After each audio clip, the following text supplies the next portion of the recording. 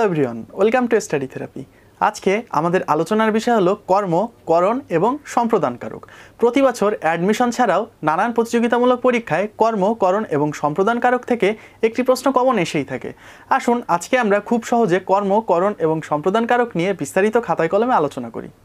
কর্মকারক। কর্মকারকের সংজ্ঞাটি হলো যার মাধ্যমে কর্তা ক্রিয়া সম্পূর্ণ করে তাকে বলা হয় কর্মকারক। আমরা যদি ক্রিয়ার কাছে কি বা কাকে দিয়ে প্রশ্ন করি, উত্তরে আমরা যে কারকটি পাবো সেটা হবে কর্মকারক।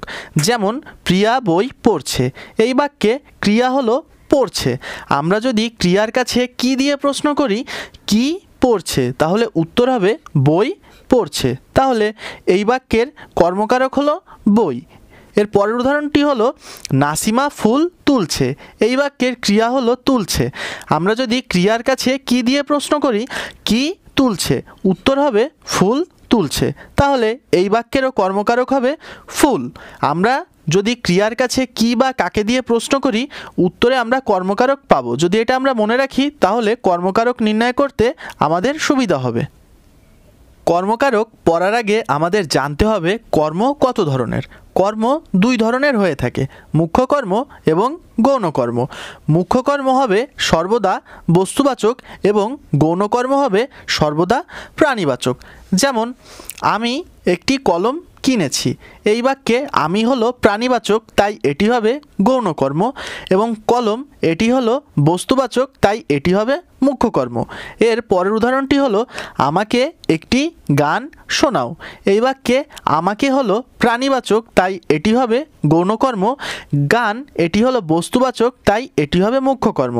আমাদের সবসময় মনে রাখতে হবে মুখ্য কর্ম সবসময় হবে বস্তুবাচক এবং গৌণ কর্ম সর্বদা হবে প্রাণীবাচক। যদি আমরা এটি মনে রাখতে পারি তাহলে কর্ম নির্ণয়ে আমাদের অনেক সুবিধা হবে।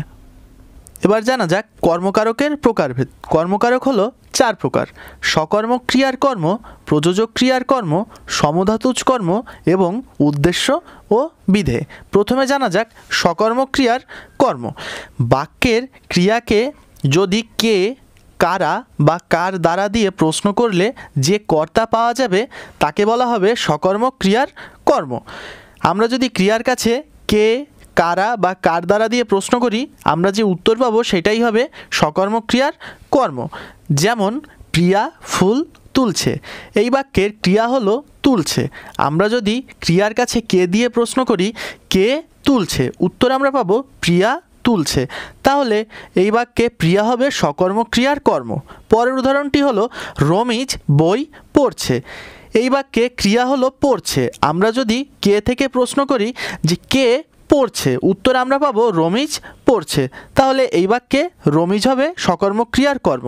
আমরা যদি ক্রিয়াকে কে, কারা বা কার দ্বারা দিয়ে প্রশ্ন করি, আমরা তাহলে সকর্মক ক্রিয়ার কর্মটি বের করে নিতে পারবো। এবার আসা যাক প্রযোজক ক্রিয়ার কর্ম নিয়ে আলোচনায়। আমরা যদি বাক্যের ক্রিয়ার কাছে কাকে দিয়ে প্রশ্ন করি তাহলে উত্তরে আমরা প্রযোজক ক্রিয়ার কর্ম পাবো। যেমন ছেলেটিকে বিছানায় শোয়াও, এই বাক্যে শোয়াও হলো ক্রিয়া। তাহলে আমরা যদি ক্রিয়ার কাছে কাকে দিয়ে প্রশ্ন করি, কাকে শোয়াও, উত্তর হবে ছেলেটিকে শোয়াও। তাহলে এই বাক্যের প্রযোজক ক্রিয়ার কর্মটি হলো ছেলেটি। এর পরের উদাহরণটি হলো গরুকে ঘাস খাওয়াও, এই বাক্যে ক্রিয়া হলো খাওয়াও। তাহলে আমরা যদি ক্রিয়ার কাছে কাকে দিয়ে প্রশ্ন করি, কাকে খাওয়াও, উত্তর হবে গরুকে খাওয়াও। তাহলে এই বাক্যের প্রযোজক ক্রিয়ার কর্মটি হলো গরু।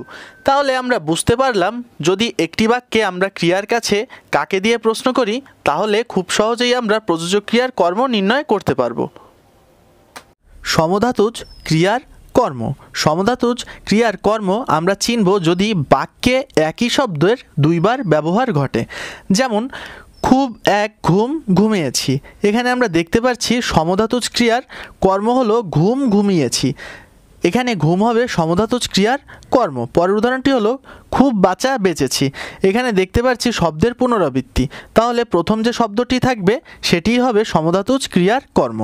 তাহলে আমরা বলতে পারি বাক্যে একই শব্দের দুইবার ব্যবহার হলে সেটি হবে সমধাতুজ ক্রিয়ার কর্ম। কর্মকারকের সর্বশেষ প্রকারভেদটি হলো উদ্দেশ্য ও বিধেয়। এর সংজ্ঞা হবে, বাক্যে যদি পরস্পর দুইটি কর্মপদ থাকে তাহলে প্রথম কর্মপদটি হবে উদ্দেশ্য এবং পরের কর্মপদটি হবে বিধেয়। যেমন দুধকে মোরা দুগ্ধ বলি। এই বাক্যে প্রথম কর্মপদটি হলো দুধ এবং দ্বিতীয় কর্মপদটি হলো দুগ্ধ। সংজ্ঞা অনুযায়ী প্রথম কর্মপদটি হবে উদ্দেশ্য এবং দ্বিতীয় কর্মপদটি হবে বিধেয়। তাহলে এই বাক্যে দুধকে হবে উদ্দেশ্য এবং দুগ্ধ হবে বিধেয়।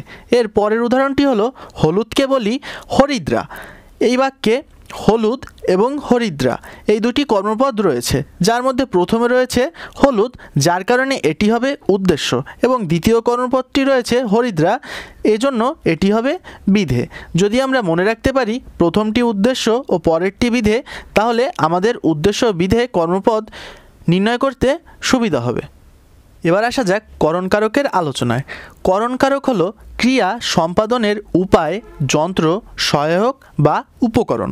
এর সংজ্ঞাটি হলো ক্রিয়া সম্পাদনের উপায়, যন্ত্র, সহায়ক বা উপকরণকে করণকারক বলে। আমরা যদি বাক্যের ক্রিয়াকে কি দ্বারা বা কি উপায়ে প্রশ্ন করি তাহলে আমরা যে উত্তর পাব সেটাই হবে করণকারক। যেমন রনি কলম দিয়ে লেখে। এই বাক্যের ক্রিয়া হলো লেখে। আমরা যদি ক্রিয়ার কাছে কি দ্বারা থেকে প্রশ্ন করি তাহলে প্রশ্নটি হবে কি দ্বারা লেখে, আমরা উত্তর পাব কলম দ্বারা লেখে। তাহলে এই বাক্যের করণকারকটি হলো কলম।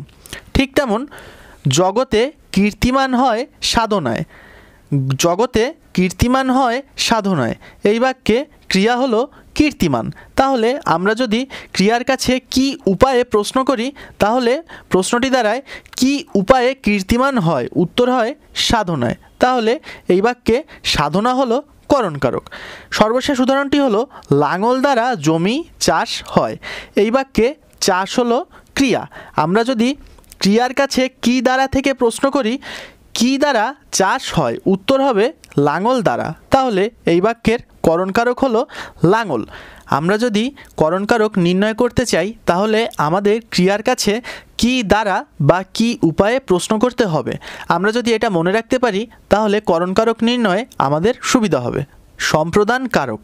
সম্প্রদান শব্দটিকে যদি আমরা বিশ্লেষণ করে লিখি তাহলে দাঁড়ায় সম প্লাস প্রদান। আমরা জানি প্রদান অর্থ কাউকে কোনো কিছু দেয়া। আমরা যদি বাক্যে কোনো ব্যক্তিকে দান, অর্চনা বা সাহায্য করা হয় তাহলে তাকেই বলা হবে সম্প্রদান কারক। অর্থাৎ বাক্যে দান, অর্চনা, সাহায্য যে ব্যক্তিকে করা হবে তাকেই সম্প্রদান কারক বলা হবে।